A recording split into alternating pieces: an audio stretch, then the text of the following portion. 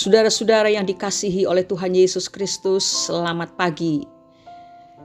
Berterima kasih kepada Tuhan kalau hari ini Tuhan masih memberikan umur panjang kepada kita. Mari kita gunakan waktu yang terbaik ini untuk merenungkan firman Tuhan yang berjudul Sebatas Konsultasi. Rabu 9 November 2022. Kita akan membaca satu ayat dari kitab Mazmur pasal 105 ayat 4, demikian bunyinya. Carilah Tuhan dan kekuatannya, carilah wajahnya selalu. Saudara-saudara, suatu kali ada seseorang yang mengalami kemunduran rohani dan itu berlangsung selama beberapa bulan. Saat orang ini mengalami kemunduran rohani itu, ia hanya bercakap-cakap dengan Tuhan bila akan makan, tidur, bangun pagi, atau melakukan rutinitas pelayanan. Semua itu benar-benar hanya sekedar bercakap-cakap. Tidak ada keintiman di dalam percakapan antara pribadinya dengan Tuhan. Semuanya terasa seperti ketika ia sedang menyapa teman saat bertemu tanpa disertai dengan emosi yang kuat di dalamnya. Hingga suatu saat, orang ini menghadapi masalah yang berat.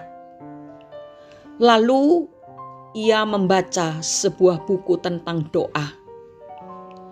Akhirnya, ia memutuskan untuk mencoba membangun kembali percakapan atau yang dimaksud dengan doa yang disertai dengan kerinduan kepada pribadi Tuhan. Dalam doanya itu tiba-tiba suara hatinya berkata, "Apakah kamu menganggap Tuhan sebagai tempat konsultasi, sehingga kamu hanya sungguh-sungguh mencari Dia di saat kamu membutuhkan jalan keluar?" Seketika itu, ia seperti tersadar dari semua hal yang selama ini sudah ia tinggalkan. Tempat berkonsultasi. Lalu apa bedanya Tuhan dengan seorang konselor yang hanya didatangi saat kita membutuhkan? Atau kita hanya datang kepada Tuhan saat kita membutuhkan Dia untuk memberkati usaha kita, untuk menyelesaikan masalah kita, untuk menyediakan apa yang kita perlukan? Saudara-saudara, kalau Tuhan kita tempatkan dalam posisi seperti yang disebutkan di atas tadi, maka lebih baik kita tidak usah berdoa. Karena kalau kita berdoa dalam kondisi yang seperti itu, maka tidak ada bedanya kita dengan seorang ibu dalam kisah berikut ini. Seorang ibu terlihat sedang bersih-bersih di area sekitar gereja, lalu dia berdoa, "Tuhan Yesus, saya minta izin bersih-bersih ya." Setelah selesai ia kembali berkata, "Tuhan Yesus, terima kasih, saya sudah selesai bersih-bersih. Mohon berkati dagangan saya." Ternyata ibu ini non-Kristen yang latah menyebut nama Tuhan Yesus.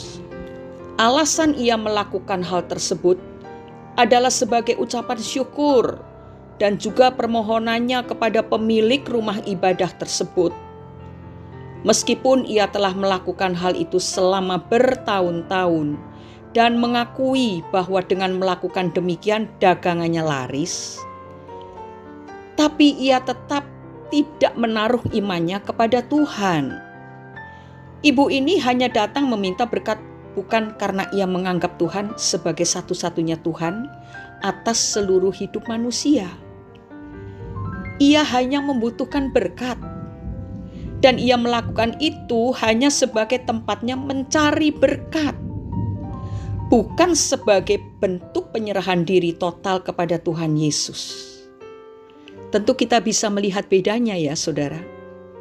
Antara orang yang mengasihi Tuhan dengan orang yang hanya sekali-kali datang kepada Tuhan, seakan-akan ia rajin berdoa, tapi motivasinya untuk minta berkat, untuk minta izin supaya diizinkan untuk mencari berkat di tempat itu atau di bidang ini dan sebagainya. Saudara-saudaraku, zaman sekarang banyak orang yang memperlakukan Tuhan hanya sebatas tempat mencari berkat, mencari solusi, tempat berkonsultasi, dan semua hal yang berkaitan dengan kepentingan pribadi. Orang-orang seperti itu datang kepada Tuhan bukan karena pribadi Tuhan, bukan karena siapa Tuhan itu, tetapi karena apa yang dilakukan Tuhan. Mereka memanggil nama Tuhan bukan karena sungguh-sungguh mengakui Dia sebagai Tuhan dan Juru Selamatnya, tetapi tergiur kepada berkat-berkat materi yang Ia berikan. Iman yang seperti inilah yang mudah goyah, goncang, dan ambruk. Tetapi bagi kita pagi hari ini, mari kita datang kepada Tuhan karena kita ingin menjalin hubungan yang lebih erat dengan Tuhan, lebih mengenal Tuhan, sampai ke dalam hati kita yang terdalam. Ada kontak dengan Tuhan. Pengenalan yang semacam ini mendatangkan kekuatan bagi kita saat kita dilanda oleh angin badai, saat hujan deras ingin merobohkan rumah rohani kita. Kalau ada hubungan yang erat dari hati kita dengan hati Tuhan, maka pengenalan semacam ini akan mendatangkan kesempatan bagi kita untuk menikmati hadirat-Nya jauh lebih indah dari hanya sekedar menerima berkat-Nya. Saudara-saudara, jalanilah apa yang firman Tuhan katakan kepada kita. Karena Tuhan itu ingin dekat dengan kita. Dia ingin memberikan seluruhnya buat kita. Itu sebabnya jangan memberikan jarak antara kita dengan Tuhan. Cintailah Dia. Percayalah kepadanya sepenuh hati. Jangan sedikit pun meragukan. Jangan sedikit pun meremehkan. Jangan kita buat Tuhan itu sebagai tambal butuh. Tetapi Tuhan adalah kebutuhan kita yang terutama. Mari renungkan baik-baik. Dan mari sekarang kita datang kepada Tuhan di dalam doa. Bapa di dalam surga, Bapa yang Maha Kudus, kami datang mengucap syukur di dalam nama Tuhan Yesus Kristus.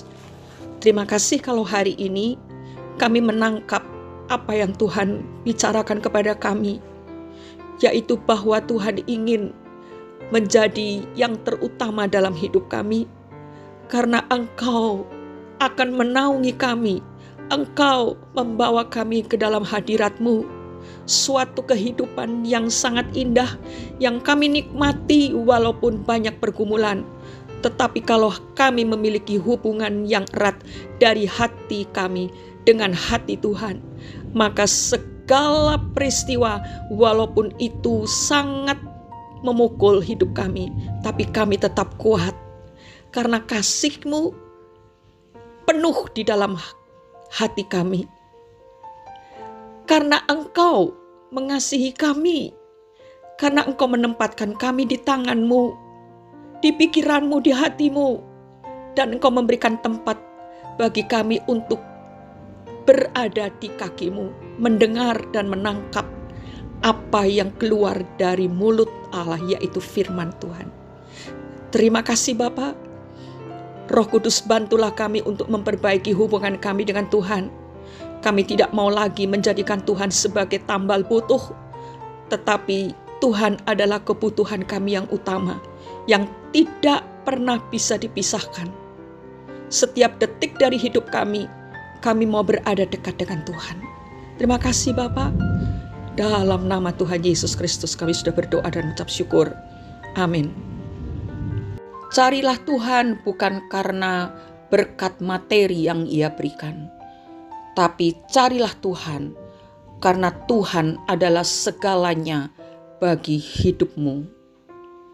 Selamat beraktivitas saudara-saudara.